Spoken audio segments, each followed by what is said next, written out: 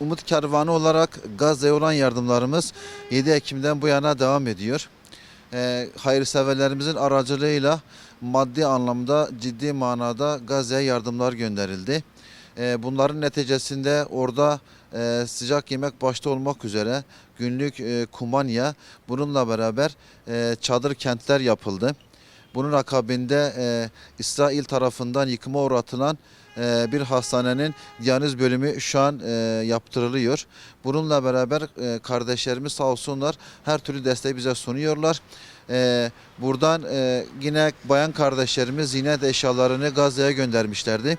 Şimdi de bir hayırsever kardeşimiz kendi aracını Gazze'ye başladı. Biz de burada inşallah derneğimizde isteyen kardeşlerimize aracı satacağız. Gelirini de inşallah tamamıyla Gazze'ye göndereceğiz. Aracımızın şu an fiyatı 300-320 bin TL civarındadır. Tabi malumunuz geçenlerde de yine böyle bir hayırseverimiz arabasını Gazze'ye bağışlamıştı. Başka bir hayırsever de ederinin çok üzerinde ödeme yaparak gelirinin tamamını Gazze'ye başladı.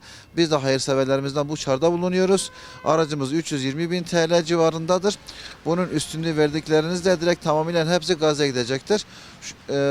Bu itibarla da tüm hayırseverlerimize teşekkür ediyoruz. Rabbim hepsinden razı olsun inşallah.